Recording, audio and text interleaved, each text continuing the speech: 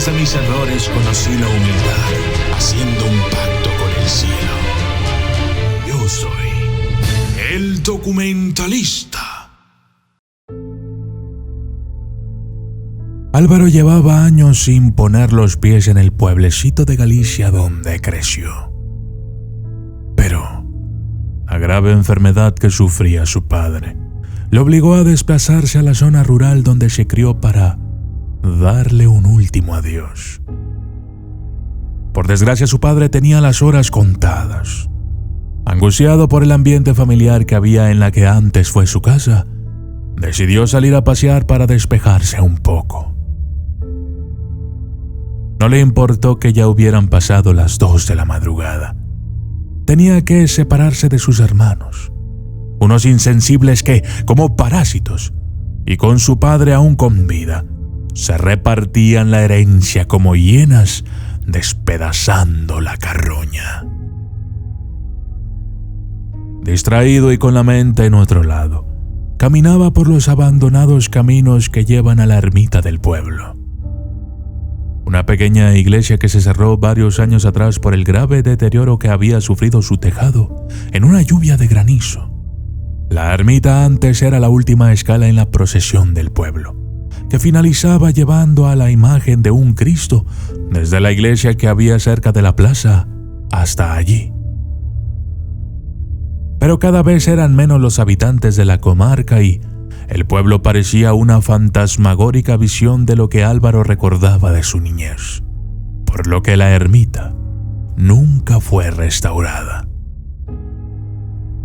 Cuando se encontraba a escasos metros del tramo final, escuchó una especie de cánticos. Su curiosidad le llevó a acercarse aún más, pero algo en su interior le decía que debía esconderse. Un frío indescriptible parecía metérsele en los huesos y comenzó a sentir un fuerte olor a cera quemada. Instintivamente decidió ocultarse tras unos arbustos para contemplar, aterrado, lo que parecía una romería fantasmal, precedida por un hombre que con la cara demacrada portaba una cruz en la mano. Los demás integrantes eran aún mucho más aterradores, pues claramente podía verse que ya estaban muertos, y sus rostros eran poco más que unas calaveras que movían sus escalofriantes mandíbulas mientras entonaban un rosario. Todos los muertos portaban una vela en su mano, y su lento paso parecía dirigirles directamente a la casa del padre de Álvaro. Él, tan asustado como intrigado, decidió seguir a distancia la cadavérica procesión, que cada vez se acercaba más a la que había sido su casa de la infancia, el lugar donde sufría la agonía de una lenta enfermedad su padre. Hasta que sorprendentemente su padre apareció caminando y, sin mediar palabra, uno de los esqueletos envuelto en una túnica se le acercó y le ofreció una de las velas. Su padre, como hipnotizado, alargó la mano y la recogió. Y tal, y como se había aparecido, se esfumó en ese instante. El resto de integrantes de esa santa campaña también parecieron evaporarse en una extraña niebla. Todos, menos el portador de la cruz, el primer integrante de la procesión de muertos que quedó tendido en el suelo durante unos segundos.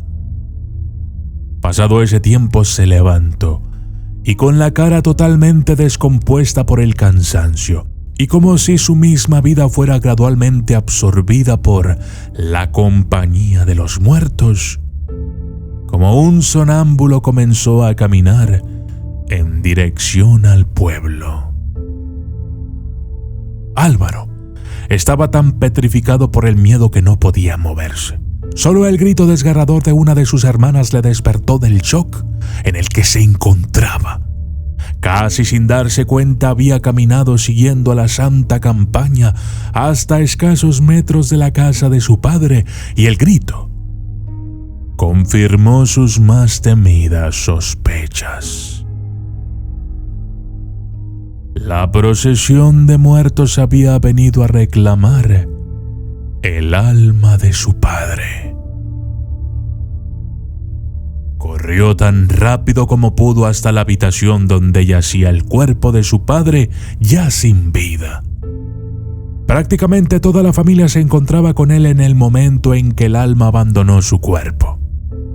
Álvaro entendió en ese momento que la imagen que vio de su padre no era más que su alma, uniéndose a una santa campaña con la que vagaría eternamente reclamando el alma de otros moribundos.